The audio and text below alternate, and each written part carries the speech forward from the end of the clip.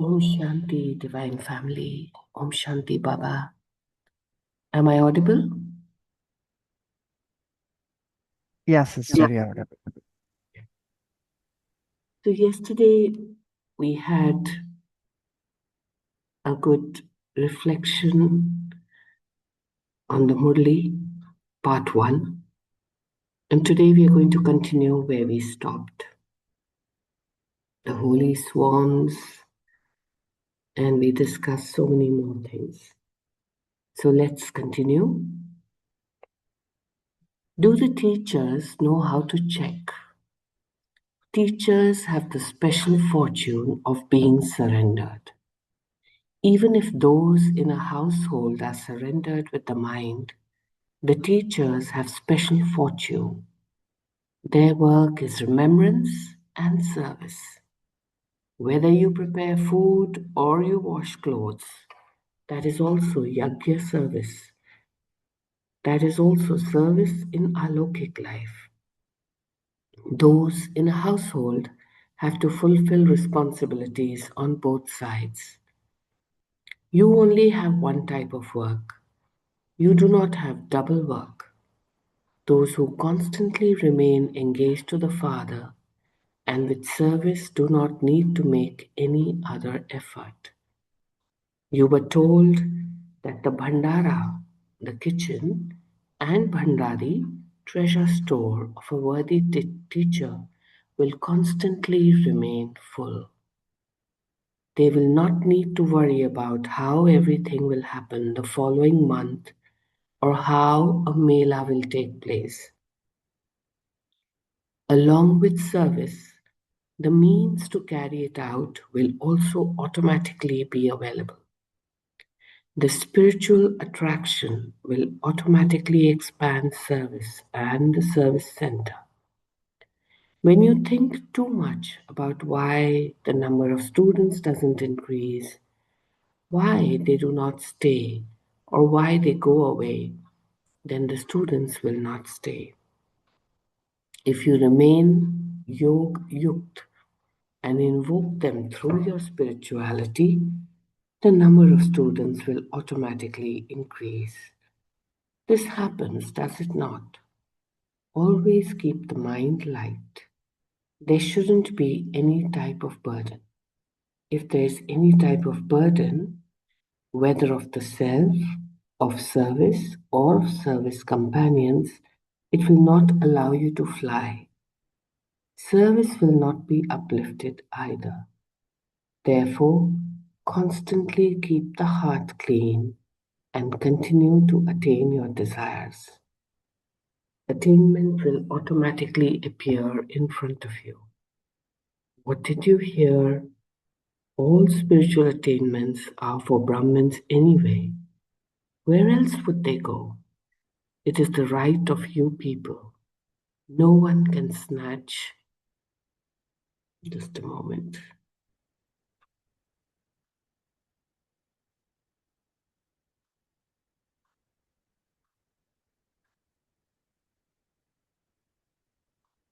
Where did that content go? Give me a second, please.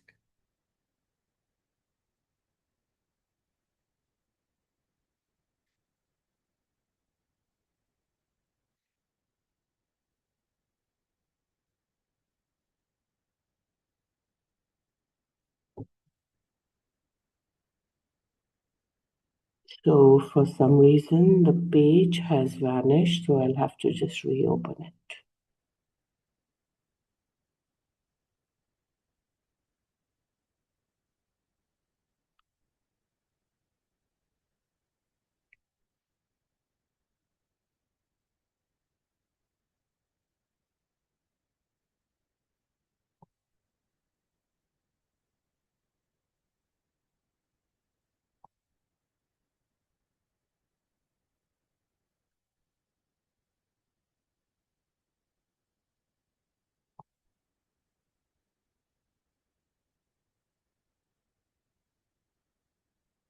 So as I'm reopening the page, let us reflect on what was happening in the Murli so far. So We are talking about the teacher in the context of the Murli of yesterday. Okay.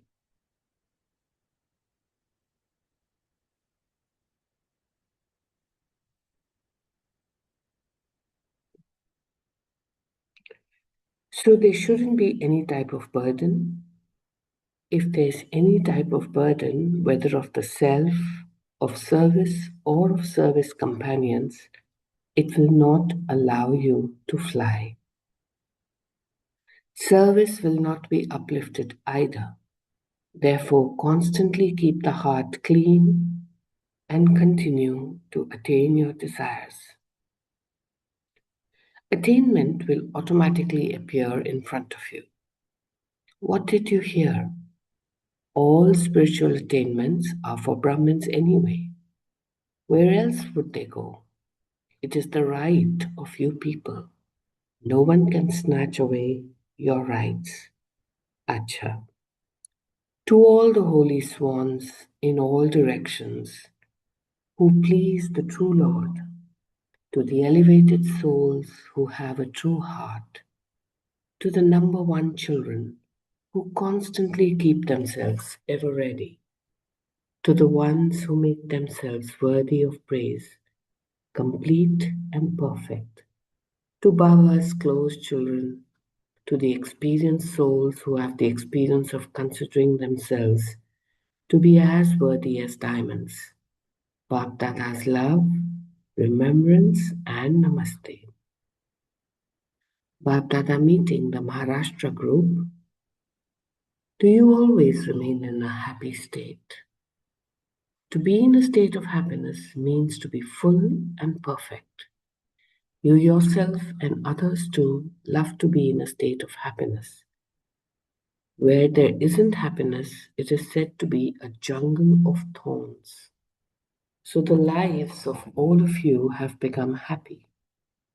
And what is your way of interacting? It has become that of the flying stage, like that of the angels. So your state is good, and your way of interacting is also good. When people of the world meet one another, they ask one another about their welfare. So, what is your welfare? Your state is that of happiness, and your interaction is like that of angels. Both are good, are they not? In a state of happiness, also in a blossoming garden, there won't be any thorns. Previously, your life was in a jungle of thorns, and it has now changed. You have now come into a garden. In your life, you always have a flower garden of divine virtues. You make a picture of a bouquet of divine virtues, do you not? What is that bouquet of divine virtues? It is of you, is it not? Or is it of someone else? A bouquet is never made of thorns, it's made of flowers. If there were only leaves in a bouquet, it would be said that the bouquet was not good. So you yourselves are bouquets of divine virtues. That is, you're in a state of happiness. Whoever comes into contact with you will continue to receive the fragrance of the flowers of divine virtues, and when they see everything blossoming, they will be happy. They will also experience power. Nowadays, even doctors ask people to go for walks in parks. So, this blossoming will make others powerful and also bring them into happiness. This is why you say that you are ever happy. You even issue a challenge saying that if anyone wants to become ever happy, they should come to you. You will remind everyone of the Father. Therefore, to be ever healthy, ever wealthy, and ever happy is your birthright. Let's repeat this. Digest this simple statement. Therefore, to be ever healthy, ever wealthy, and ever happy is your birthright. So you have received this right, have you not? You tell everyone it is their birthright. Even if your body is ill, your mind is healthy, is it not? If your mind is happy, the world is happy. And if your mind is ill, then your face turns pale. If your mind is in a good state, you won't feel any illness of the body. If it is like that, is it not? Because you have very good nourishment of happiness. When you have good medicine, the illness goes away. The nourishment of happiness that you have chases your illness away. It makes you forget it. So when your mind is happy, the world is happy, and your life is happy. Therefore, you are ever healthy, wealthy, and happy. When you yourself are this, you can then challenge others. Otherwise, you can't issue this challenge. Seeing yourself, you feel mercy for others because it is your family. No matter what souls are like, they are all of the same family. Whoever you see, you would feel that one is your brother and that he belongs to your family. In a family, some are close relations and others are distant, but they would still be said to be of the same family. Just as the Father is merciful and you ask him to have mercy for you, so you too will have mercy and be compassionate, will you not? You have become instruments like the Father. Brahmin souls can never dislike other souls. You would feel mercy, but you cannot dislike them. Because you know that even if someone is like Kans, Jasandha, or Ravan, they are still children of the merciful Father, and so you would not dislike them. You would have feelings of benevolence and for their transformation. After all, they are your family and under an external influence. You would never dislike someone who is under an external influence. All are influenced by Maya. So you would feel mercy and compassion for those influenced by others. Where there isn't dislike, there won't be any anger. When there is dislike, there's a force of anger. And where there is mercy, you will give the donation of peace. You are children of the bestower, are you not? So you would give peace. Acha. All of you, those who have remained happy, or does your happiness sometimes disappear? If anger comes, that is a fire and it will destroy your happiness. Never get angry. Those who are merciful can never get angry. Pandavas especially have anger and mothers have attachment. They would even keep money hidden away. They would keep old notes hidden away. You are now conquerors of attachment, are you not? You haven't kept notes hidden away in a bundle of old clothes, have you? No matter how many safes or trunks you have, mothers have a habit of keeping a bundle of notes hidden away. If nowhere else, she would keep them tied in a sari. So you haven't tied up and put away anything, have you? Have the Pandavas kept a little bit of anger or arrogance hidden away? You haven't kept it in the pocket of your mind, hidden away, for a time of need. Let there be no trace of it remaining, and trace will create a progeny, therefore become completely empty. Acha. So we now have completed the reading of the second part of the Murli. So please do reflect interesting aspects that were brought about from the teachers and then to some other examples So let's all be in silence and reflect for some time, and then we can start our sharing.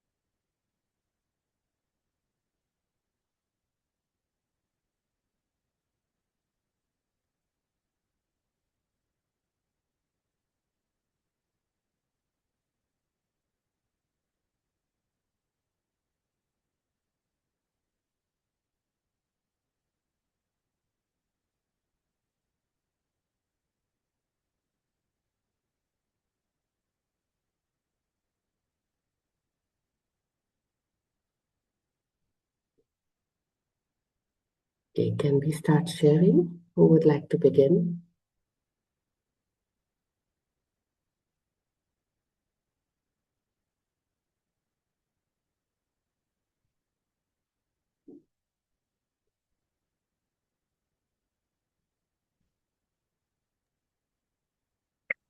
Om Shanti, sister. So Baba says just to have a light mind, or to having light mind is to experience a flying stage. So the burdens that comes, right, so that actually become obstacles, and that will actually kill our progress in the spiritual journey, and we don't really experience a success in anything that we do. And Baba also says to keep it light without any burden, and having a light mind is a mind that which is completely free from any sort of burden, feeling very light, because it is when the mind is light, only then we can fly, we can experience a flying stage. So when there is any burden in the mind, then it's like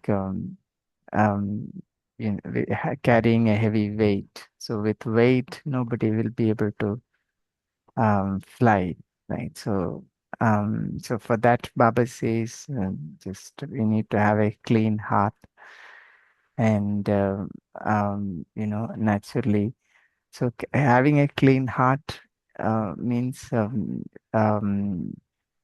uh, thinking about our attainments, and then also having fulfilling them, I suppose. So essentially, to have a clean heart is very important. When the heart is clean, that means if there is any sort of a thought, I think it's better to share with Baba so that we feel light. Writing a letter or so on and so forth, sharing it with instrument soul, so that we don't carry that burden. And another thing is, I think closing the day, just like a businessman some of them would have the habit of closing every day's account that day itself. So similarly, if we can close every day's account, that also will help us to remain light. Yeah, Om Shanti. Thank you. Thank you, brother. Yes, it's very important to stay light, and that lightness is dependent on how you're actually from within. And it does bring you to the question that do we know how light we are? But we will discuss that after we've heard some of the other Brahmins today, divine souls. Any other point which you would like to reflect, please? Om Shanti, sister.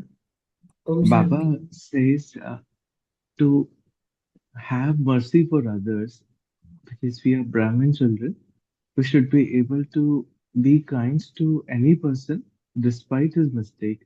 Baba gave example of highly heinous characters in the history like Jarasandh, etc., who have done great evils, but Baba says you have to be merciful because you know that they are children of Baba. However, they are under an influence of Maya or an external thing. That's why they're not able to understand their real self.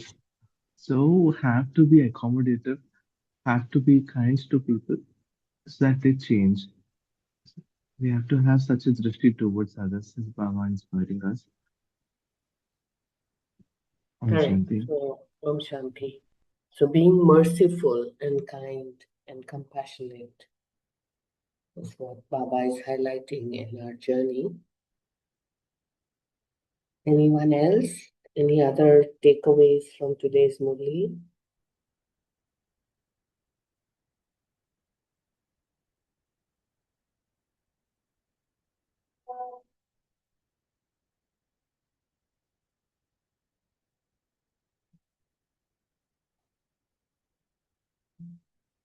Shanti.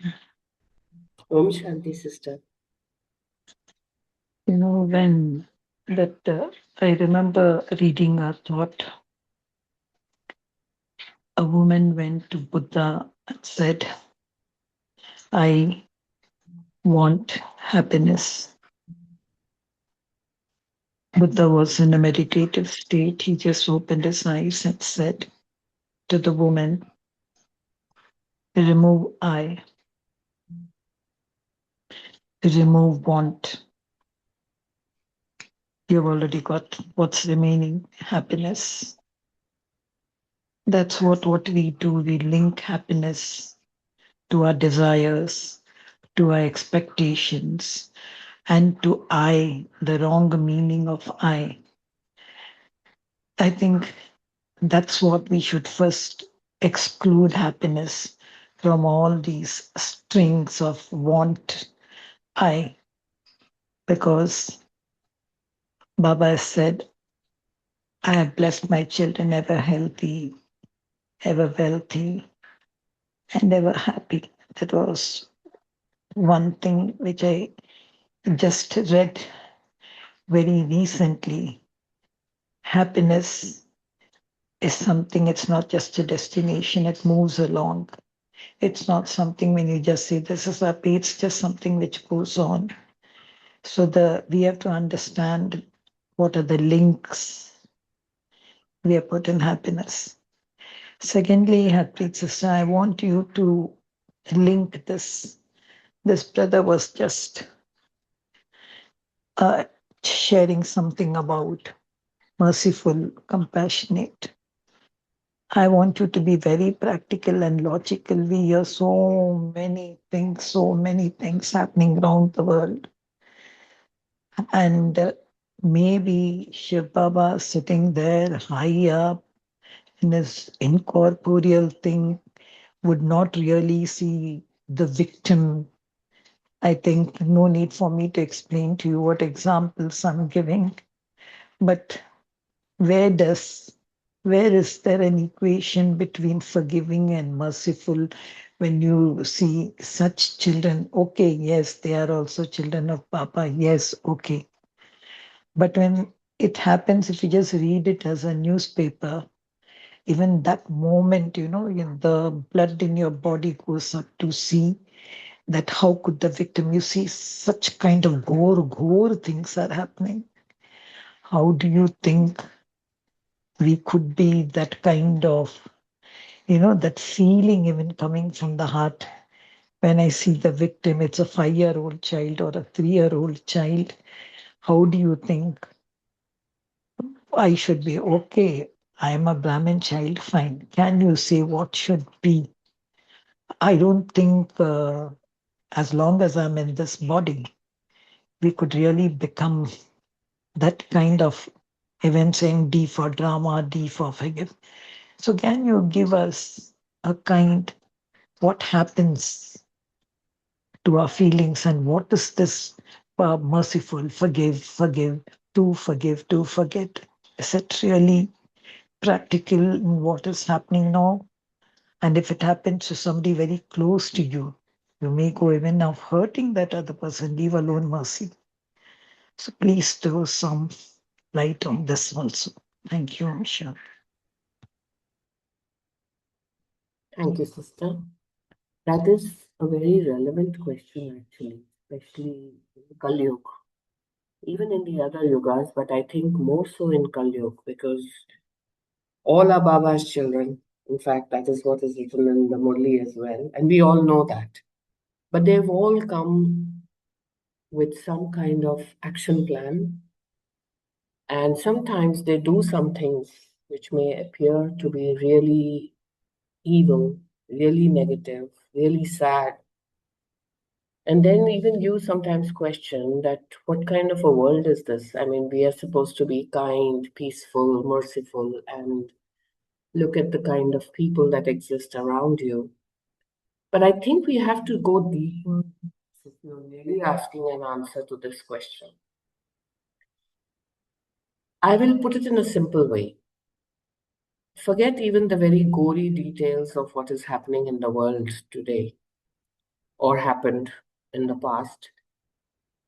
Even in simple things, can you be calm from within, what Baba is saying, happy at an inner state, but when you're doing your day-to-day actions, at times things do not happen the way they should, whether it is in your home or whether it is at your work. Have you practiced being calm from within, even if your external appearance could be that you appear to be angry or appear to be a pushy person trying to get things done, even in the simplest of things? Has it ever happened to you that you could do both? You could remain very calm from inside and you could still take your worldly action with a sense of calmness, not worrying about how it appears to others. Sort of, sort of. Like we have Navdurga, and we are always praying to her very peaceful forms and then praying to her very violent forms. What would you say to this? In 1 second, she's this, in 1 second, she's that, right?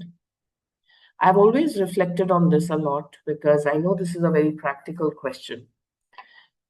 I have tried to see this in a larger perspective. Again, this is my personal view only. You look at the Gita, you look at what Lord Krishna tells Arjun.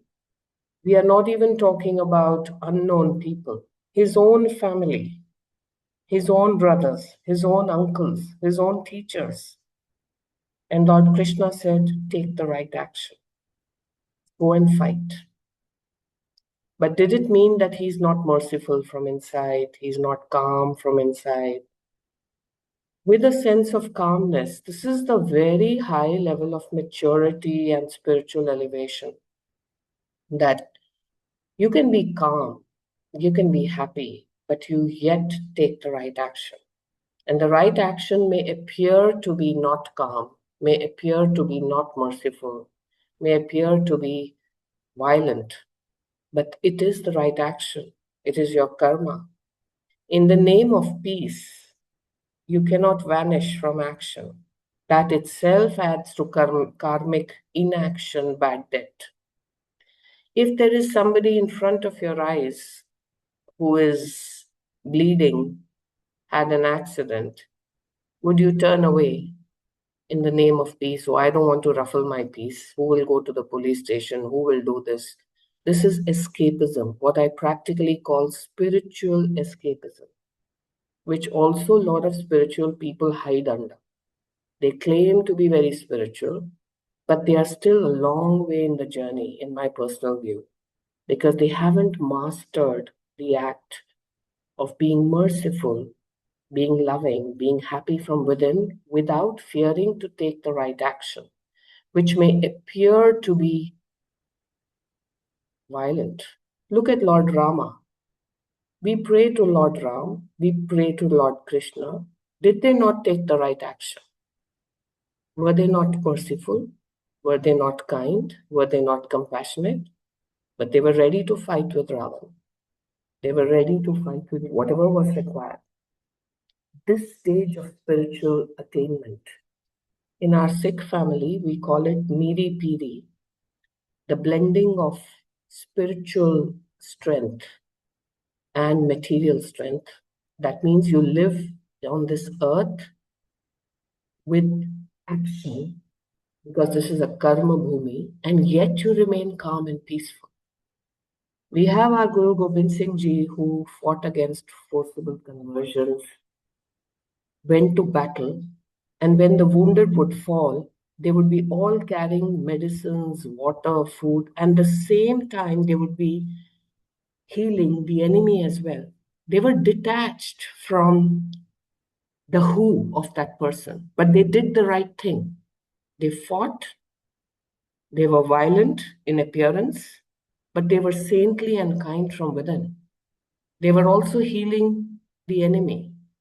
Even the arrow had a gold, that corner on the top of the arrow, that when the arrow would fly, that, okay, it is the enemy for now because your action is incorrect, which I'm fighting against, but I'm not against you, the pure soul, because we are all divine children of the same Lord. And that gold in the arrow was to give them money to help their families if they died or to help something. So, what I'm trying to say is we have multiple examples of different religions, Hindus, Sikhs, Christians, even the Muslims. You will find that spirituality cannot be an escapist method of living your life. If that becomes your mode, maybe this is your journey in this particular life.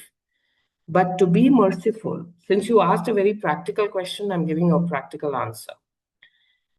Okay, we may not be directly involved with wars just now, but the world is, right? See what's happening in Iran and see what's happening in the US, see what's happening. Are we going to say that we do nothing because we are merciful? I mean, then yes, you have not really got advancement in spirituality because you are actually a fearful soul. Being spiritually advanced, you become fearless. You're ready to take the right action at the right time because you know that is what it takes to live in this life of karma bhumi. Yet from your heart, you have compassion for the other person. You wonder why he's doing what he's doing. But you have to take the right action as well. So my answer, again, this is only my personal view, so you may disagree internally, but since you asked a question, I'm telling you my perspective. I've gone very deep into this, reading lots of books, a lot of examples from all different faiths and different era of history. And today I find that time spirituality makes you weak, not strong, if it is not taught properly. It actually tells you to look away. It actually tells you you just keep meditating, do nothing. And that's so sad, actually. We've lost the very essence, of spirituality by hiding from action. So this is my take on it, but I always have respect for everybody's views and everybody's on their own journey, like I said. So there's no judgment here.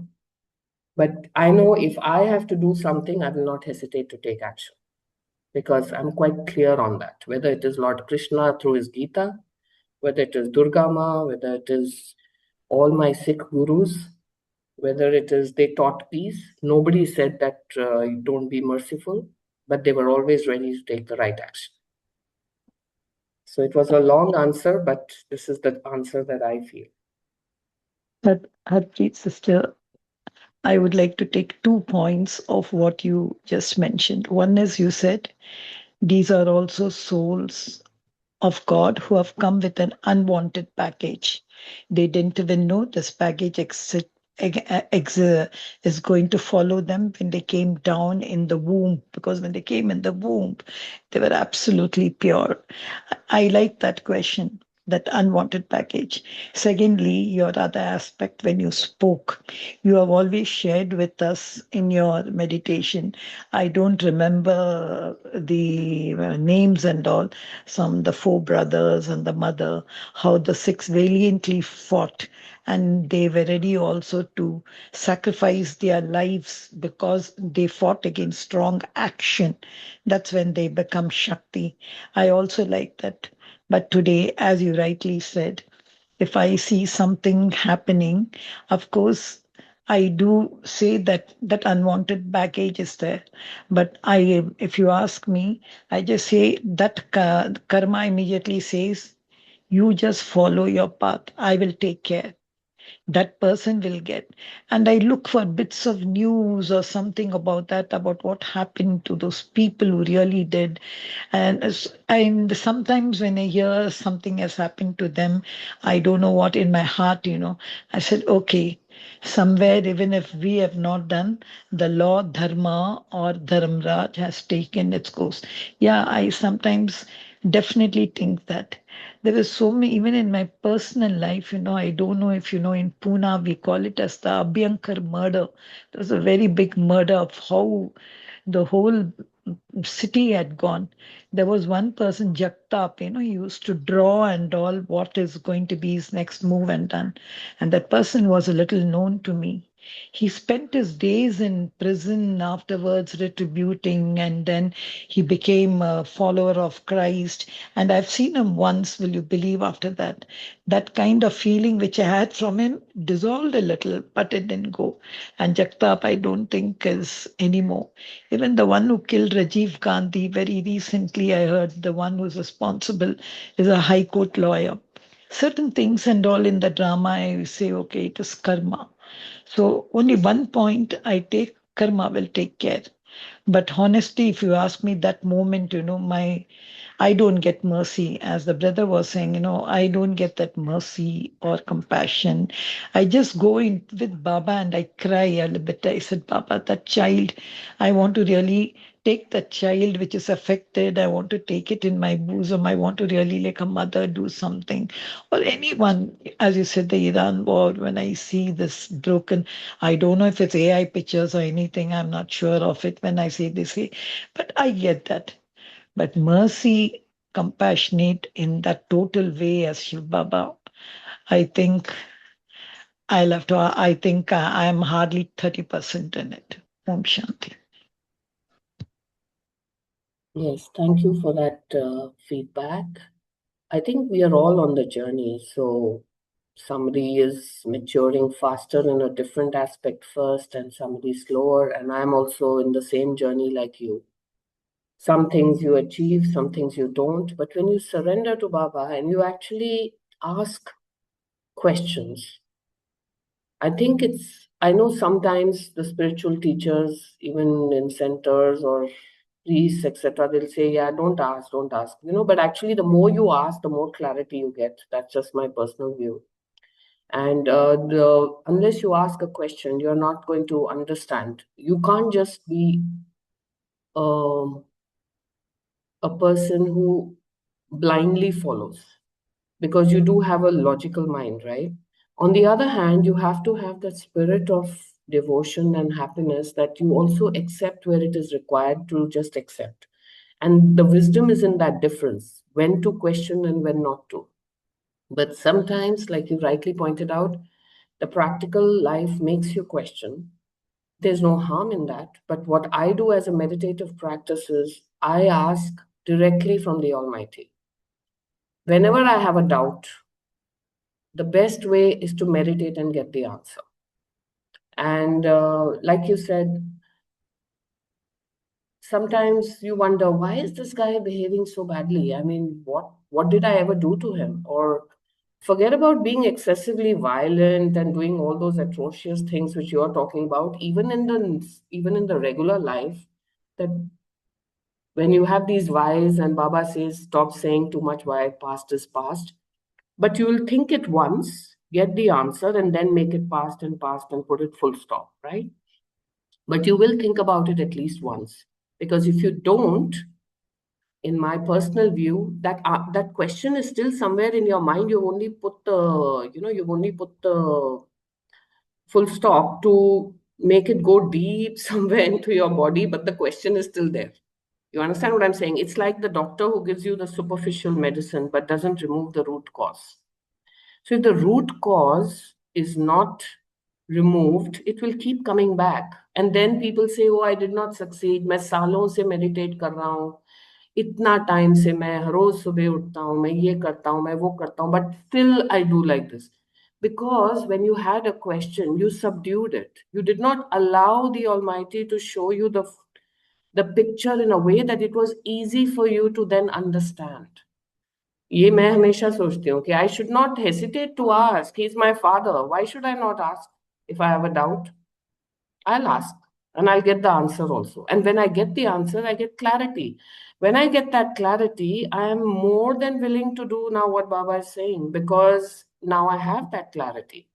I have removed it from the root cause. So I think that is where sometimes people get a little lost. They just like to blindly follow, herd mentality. जो उसने बोल दिया है, ठीक बोल दिया है. So that's the thing. So I think that subtle awareness that you are a divine soul yourself, you're a powerful soul, and you're not less than anybody else around you. So why can't you get the answer directly from Baba? Why don't you ask the question? You will get. I have tried this many times in my life and I've always got the answer. You'll get suddenly some vision, some story. You'll be told about some other god who came in some other yuga. One example will start flowing in front of your eyes, and you are getting all your answers. If I could share immediately 4 5 such practical answers, is because I've thought about all this already, the question which you asked. So I know the answer because Baba has shown me. So that's the way I look at it. And I'm sure you have the answers as well in your own way when you ask. This life, yesterday is Murli, we discussed how important was the body also. We discussed that the body has been given this temporal form of a body to take action, not to just sit and do nothing. I mean, otherwise, I can keep praying and saying, hello, let the food enter my mouth on its own. Let everything change on its own. So why can't you be that instrument, that divine temple that will not only serve yourself, make yourself agile, strong, perfect, aligned with the divine, and then help others as well? Do the seva, do the service. But without you yourself having the strength, you not having the physical ability, how are you going to help? So these are practical questions. And Baba has never said that you don't do what you have to do for your own self. If you can't make yourself strong, how do you make others strong? You don't have the inner power yourself, how do you share your light? So I think this unity of mind, body, soul, and relationship, which was yesterday's Murli, if we connect that to this today's discussion, it all makes sense. And I firmly believe you can be merciful while taking the right action. I think that was the main question. This is a myth that being merciful means there is inaction, only then you're merciful. You can be so merciful from inside. Some of your best teachers when you were in school were very harsh with you at times because they really wanted the best for you. They made you polish like a diamond. I reflect on them with lots of gratitude. Maybe they got angry at me at times, but it was out of love. Maybe their tone was not right at times, but that is what pushed me to do better. But from inside, they were merciful, they were kind, they knew that this is best for me. That's why they behaved the way they behaved. So I ignored the behavior, I focus on the intention, which was merciful, which was kind, which was with the pure intention of making me better.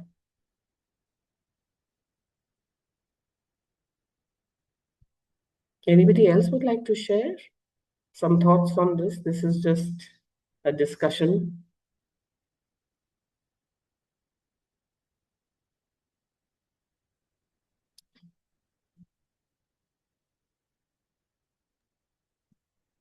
Sister, I don't know how much am I permitted to share, but Please.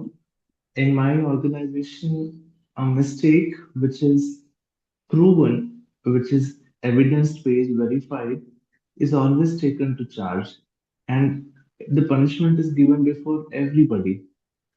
The person who's made a crime, he's told what he was supposed to do, and as per what law is somebody is being punished, why he is being punished, and the person readily accepts it because I have seen this person later comes for a medical check to me, and he's just all ready to undertake an examination, a medical check, a detailed head to toe check for undertaking sentence. You know, so I have learned this that one should be able to be firm to tell the person who has made a mistake as to why is he being punished, under what law, under what rules. I think even Dharmaraj would do the same. He would read out what mistakes you have done and then give punishment. It's a balance between love and law, both way. And in my understanding, somebody has some reason to do it.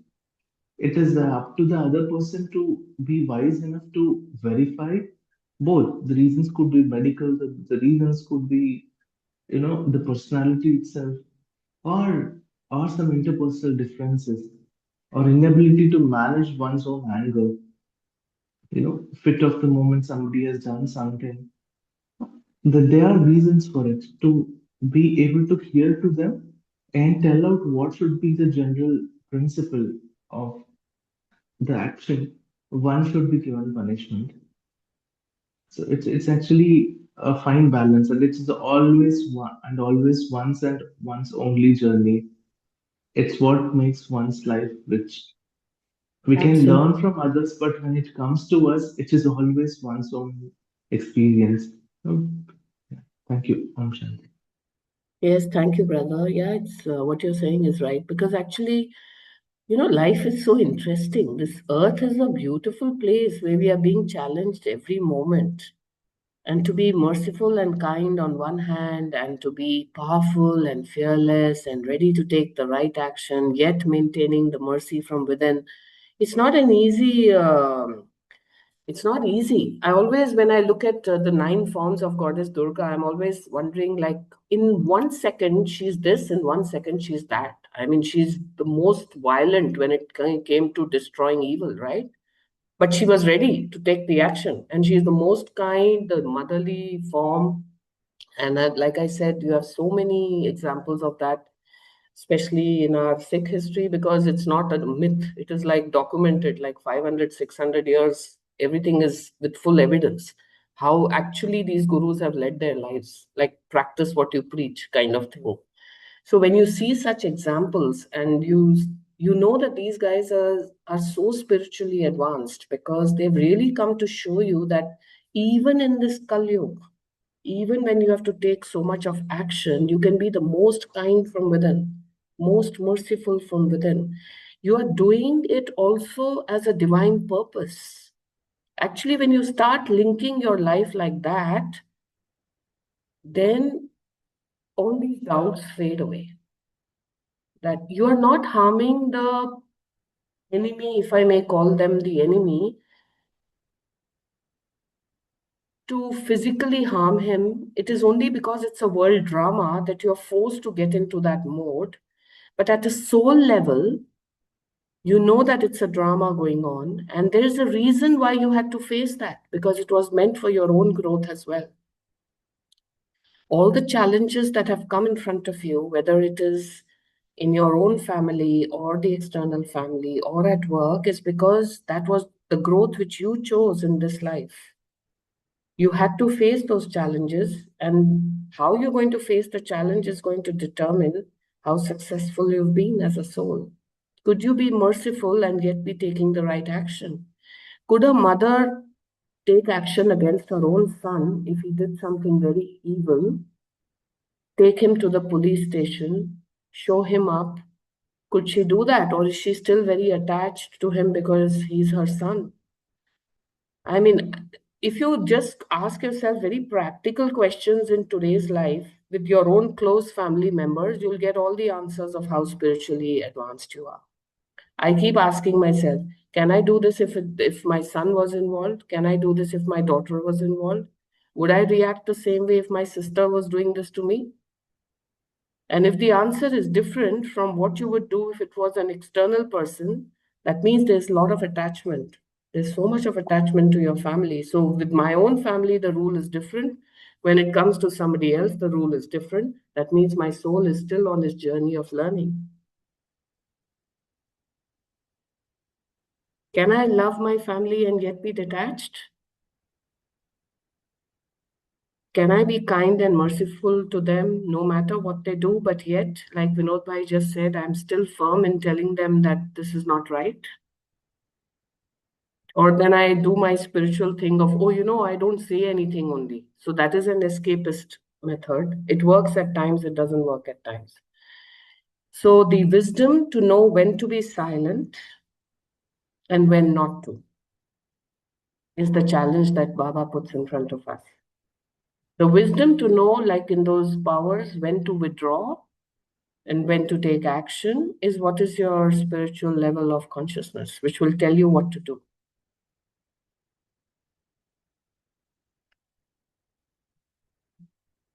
Interesting discussion. Thank you for bringing this up, because I'm learning as I'm speaking from all of you. Thank you for this wonderful group and this wonderful sharing, because it forces you to think. And anything that forces you to think of your journey in this life brings you closer to Baba, because most of the time you will land up in a point where you will not get the exact answer. And then you surrender. And then you're shown things which give you the answer. That's the way it is. Harpreet, sister, just one point. I know time is running. In yesterday's Sakar Murli, after you discussed about that heart, soul, and all, there was a lovely point. Baba said, heart as an organ, heart in the soul. So I think when we react to all these news and all, we react from the organ. But when we slip aside and take the heart in the soul, maybe that merciful thing will come. I know it was just a thought which came. I thought I should tell you. Yeah, you're right. Actually, okay, I'll tell you a practice which I'm still a learner in this big journey, but the practice which I've tried to follow at work, because I was not happy with myself at all. I'll be very honest with you that I would get angry at times when work is not done, even after telling multiple times the people are not following it or whatever. And then I would go to my heart. So it's a very valid point. And I would send good energy. This is where Raj Yoga really helps. I would send good energy to the people, firstly to my own self, to strengthen my own mind and heart. Then I would send it to those people. And I would say to Baba that, I should not react in any way which is harmful to the soul, because I'm not against this soul. But this person is not understanding what needs to be done, needs to be told something in a firm way. Allow it to happen. I surrender this situation to you. And then I noticed, I've practiced this multiple times now. Whenever I did a short meditation and connected to my heart, and then did what I had to do, I was firm, I was strong. In a worldly way, people would say, oh, that's a very firm thing to say. but in my heart, I had only compassion. So actually, when Baba is telling you to be always merciful, he's saying the perfect thing. And you can be merciful while doing the right action, while being firm, while being strong, not hesitating to, even if your external appearance seems angry at times, like Ma Durga, it's okay because you know you're doing the right thing.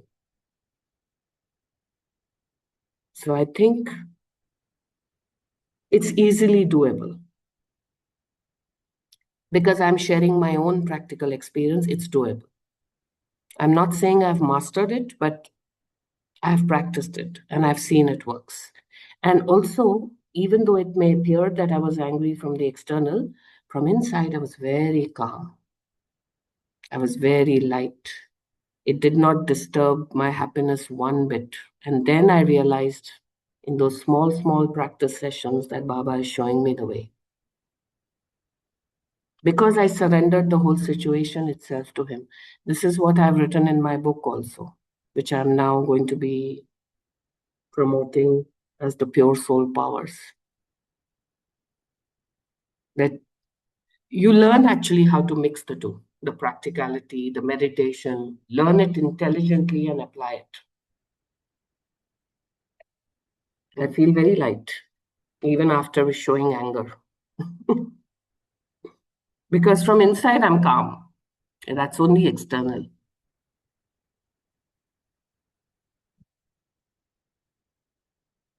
So I think I've spoken a lot. So can we have a short meditation now? It is 5:59 in the morning. So I'm wondering this aspect of the Murli. Okay, 6 o'clock. Okay, let's all relax our mind, our bodies. And in 1 second, Baba is there. And he's laughing at all our discussion, so amused. And he says, I'm so happy for this family, that you're raising all these good questions and yet coming back to being merciful. See every cell in your body full of mercy, compassion for your own self first. See the light within, connecting to Baba's light, in the center of your forehead, becoming brighter and brighter. First, be merciful to your own self. Align your energy in that perfect, compassionate way. I'm calm. I'm peaceful. I'm merciful. I'm divine. I'm a divine instrument of Baba. At the same time, I take the right action. In this world of karma, I'm fearless. I'm powerful. My heart always is kind, always is merciful. We exit today's Murli class as empowered souls with the wisdom to know the difference. When and how to take the right action, Baba's light shows us in our daily activities every moment. Thank you, Baba. Thank you, Divine Family. I'm energized now for the rest of the day. Om Shanti.